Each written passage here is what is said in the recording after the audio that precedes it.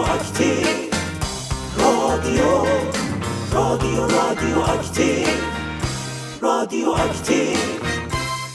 سلام به همه شنوندگان و بینندگان عزیز رادیواکتیو. وقتتون بخیر، در خدمت شما هستیم با یه برنامه دیگه. من هم در اولین برنامه از آخرین تیر ماه قرن سلام میکنم خدمتتون. سلام به همه دوستان و بینندگان عزیز. چی شد؟ بابا عجب جمله‌ای گفتی، خیلی سنگین بود. استخونام ترک خورد. آخرین تیر ماه قرن. آره دیگه، تیر 1399، تیر بعدی دیگه قرن جدیدیم دیگه. آره دیگه. خیلی فیلسوف شدی محسن. شاگرد ما خواهش. نه بابا، نه چیز نکن. ما هم از همین زمینهای خاکی شروع کردیم. یعنی از من تو ذهنت بوت نساز. تو هم میتونی یه خورده باید بیشتر کتاب بخونی، بیشتر مطالعه کنی تا بتونی استعداداتو کشف کنی. بله، خب بریم ببینیم چه خبره. بریم آقا.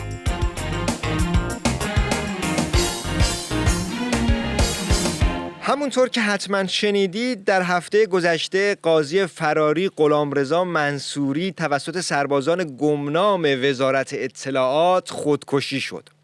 قضیه اینقدر فضاحتبار بود که مهره‌ها و رسانه‌های رژیم هم به این داستان خودکشی شدن اشاره کردند. مثلا آقا تلفن داریم، آقا تماس داریم، بفرمایین. الو. ای لعنت بر شما، ای لعنت بر شما رسانه‌های معاند و معارض. ببخشید شما؟ بنده غلامرضا منصوری هستم. تو که خودکشی شده بودی که، مگه نمردی تو؟ مگه شما میذارید؟ من مردمم هلاک مقام عظماست. درسته که مردم، ولی از اونجایی که بصیرت دارم حتی تو این وضعیت هم اومدم تا وفاداری خودم به مقام عظما رو نشون بدم. خب الان چیه مثلا؟ حتما میخوای بگی مثلا کی تو رو خودکشی کرده؟ آره؟ اولا که این کار منافقین و ضد انقلاب بوده. ثانیاً من خودم از برادرای وزارت اطلاعات خواستم که کمک کنن من پرچم پایین. اما اینجا تشکر میکنم از سربازان گمنام، چون از اونجا پرت شدن خیلی سخت بود، خیلی سخت بود، ولی این برادران وزارت اطلاعات واقعا کمک کردن. انقدر این گمناما زدنم، انقدر زدن تو سر و پک و پهلوم، تو همون چارچوب پنجره تموم کردم، به اون پایینم نرسید. آقا اصلا این قوقا سالاری ها چیه شما میکنید؟ بعد از مدت ها تو نظام یه پرتاب موفق صورت گرفته. تا قبل از این هرچی موشک و ماهواره پرتاب میکردیم میخورد در و دیوار. حالا که ما رو با موفقیت پرتاب کردن، شماها هی هجمه میکنید. من از برادران وزارت اطلاعات کمال تشکر رو دارم. آقا ما که نفهمیدیم چی شد. خلاصه مقصر اصلی کیه این وسط؟ مقصر اصلی همین شما معاندین برانداز هستین که نذاشتین ما بی سر صدا برگردیم ایران. اینقدر تو بوق کردین این داستانو، اینقدر شکایت کردین که برادرای گمنام مجبور شدن بیان اینجا با یه خطای انسانی دیگه ترتیب ما رو بدن. مقصر بعدی هم تحریمای آمریکاست که اونم شماها باعثش شدین. تحریما؟ بابا تو رومانی سقوط آزاد کردی، چه ربطی به تحریما داره؟ اگه تحریم نبودیم قطعات وارد میشد، بعد من قطعاتم سالم بود، خب بعد راحت و بی درد سر آروم فرود می اومدم دیگه. خب آقا بالاخره الان حرف آخرت چیه؟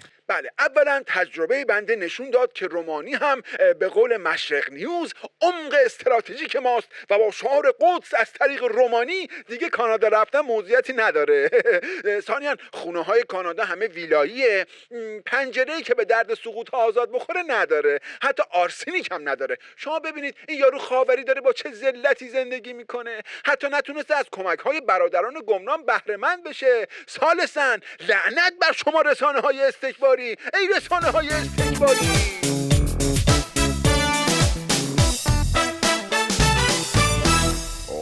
امت همیشه در صحنه، به میمنت و مبارکی و به دستور مقام عظمای ولایت بنیاد سردار قاسم سلیمانی با هدف ترویج افکار و نشر آثار وی با بودجه سالیانه 143 میلیارد تومان و با ریاست دختر آن مرحوم آتش آشیان و دوزخ مکان خانم زینب سلیمانی ملقب به زیزیگلو آغاز به کار کرد.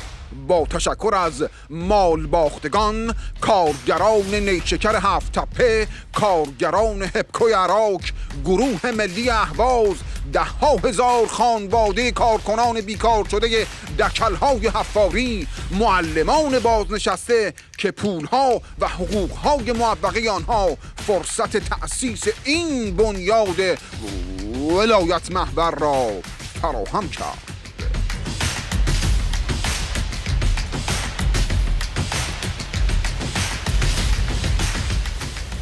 شنوندگان عزیز، غلامرضا قیانوری هستم. به سطح شهر اومدیم تا در رابطه با گرانی‌های اخیر و به خصوص گرانی دلار و تخم مرغ یه گزارشی تهیه کنیم. خب دوست عزیز، نظر شما در رابطه با گرانی دلار چیه؟ حبابه آقا جون، حبابه. همونطور که آقای روحانی گفتن همش حبابه. دلار حبابه، گرونی حبابه، تورم حبابه، تخم مرغ حبابه. کلا دولت و مجلس و اینا همه زدن تو کار کف و صابون و آب و صابون و اینا حباب تولید میکنن. بعدم زیاد دارین شلوغش میکنین. کلا دلار 10% افزایش داشته. یعنی اگه قبلا باید 200 سال کار میکردیم که یه خونه بخریم، الان باید 230 سال کار کنیم. در هر صورت به عمر ما قد نمیداد. الان مشکل اصلی اینه مملکت با بحران کمبود سلطان مواجه شده. دلار شده 19 تومن، سلطان نداریم اعدام کنیم. این مشکل اصلی آقا. بله خوبه. شما دوست عزیز، شما بفرمایید که نظرتون در رابطه با تغییر قیمت ها چیه؟ والا اونا اصحاب کهف بودن که خوابیدن و بیدار شدن دیدن قیمت ها تغییر کرده. اینجا بخوابی نخوابی، روز باشه شب باشه، تعطیل باشه اصلا تعطیل نباشه، همش قیمت ها تغییر میکنن. به قول شاعر که میگه شانه هایت رو برای گریه کردن دوست دارمه دوست دارمه.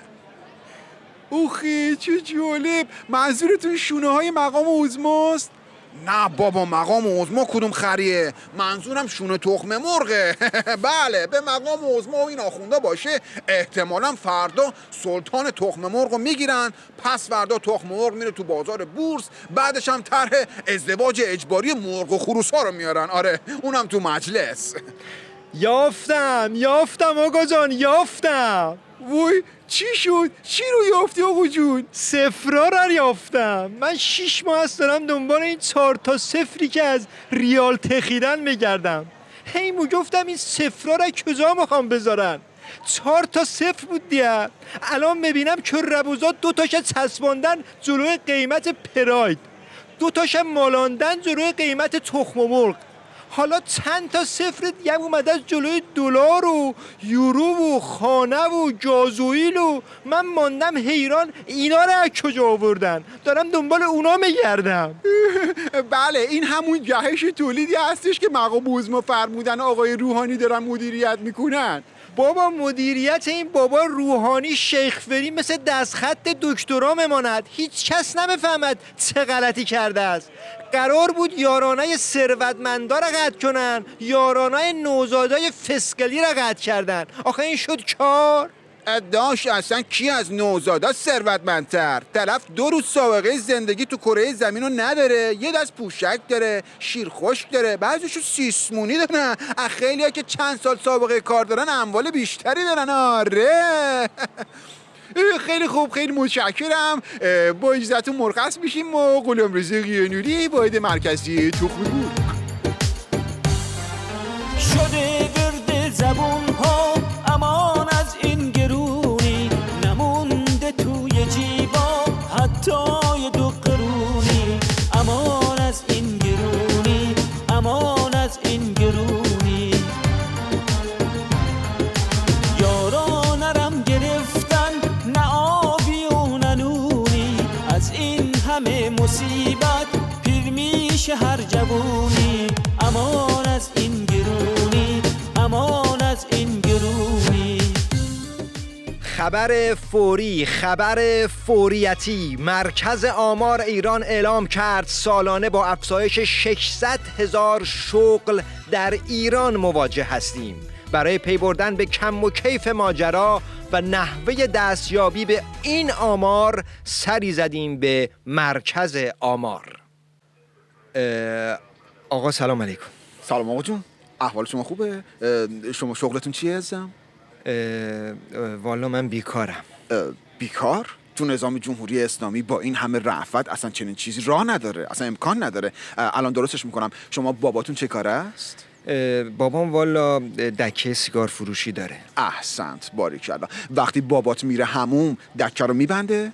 نه خیر نمیبنده، من میرم وای میستم تو دکه. پس چرا میگی من بیکارم؟ چرا سیاه نمایی میکنی عزیزم؟ حالا فرض کن دم دکه‌ای داری سیگار میفروشی، مامان جونتون صداتون میکنه که برین 2 تا نون بگیرین، شما دکه رو میبندین؟ نه دیگه، داداشم وای میستم. تموم دیگه عزیزم. پس داداشت هم شاغله. همینو من تا ته برم کلی شغل از توش در میاد. آقا به اون آمار 600,000 شغل 300 تا دیگه اضافه کن. همین ارباب رجوعی که اومده 300 تا همین الان. برو پسرم، برو یه چای دم کن، الان بابات از همون میاد.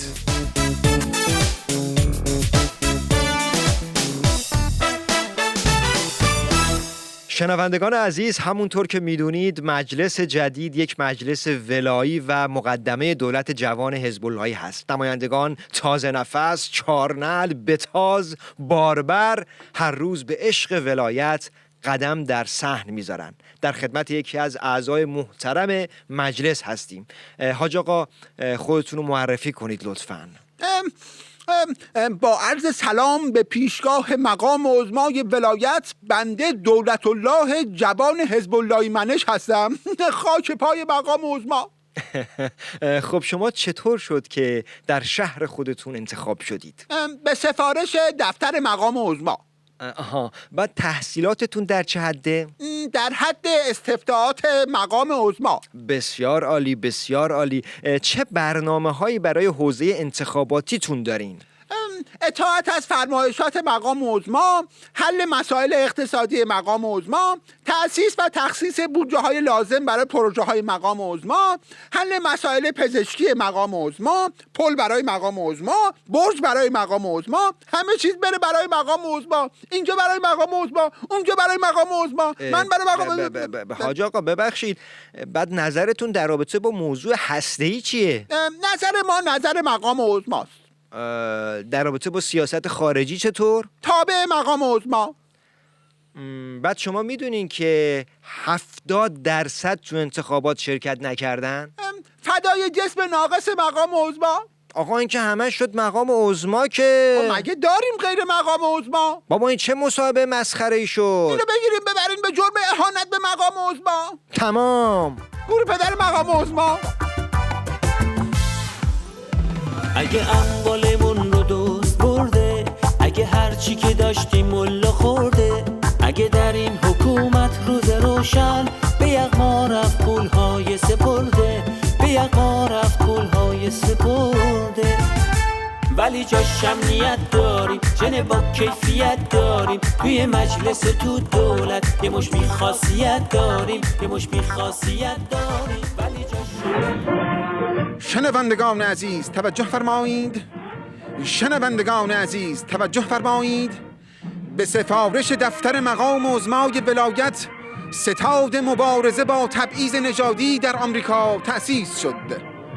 مقام عظمای ولایت از تمامی دستاندرکاران تشکر کردند و فرمودند که ستاد بسیار خوبی است، اما از زنان، اهل تسنن، بهایی‌ها، دگراندیشان، اقلیت‌های مذهبی و قومی هیچ کدام را دعوت نکنید.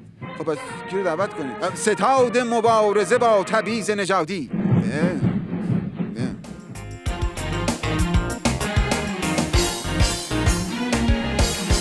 خب گلپایگانی‌های عزیز، وقت برنامه تموم شد. گلپایگانی‌ها؟ منظورت شهر گلپایگانه؟ نه اونا که گلن، عمرشون هم گل نباشه، اما من منظورم همه شنوندگان گلیه که همیشه پایه برنامه رادیو اکتیو هستن. گلن که پایان گلپایگانی هستن، یعنی گلپایگانی هستن. یا علی آقا خیلی خوشحال شدیم. شب و روزگار خوش.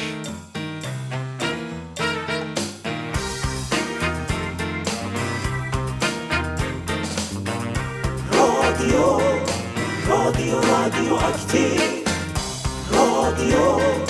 رادیو اکتیو، رادیو اکتیو.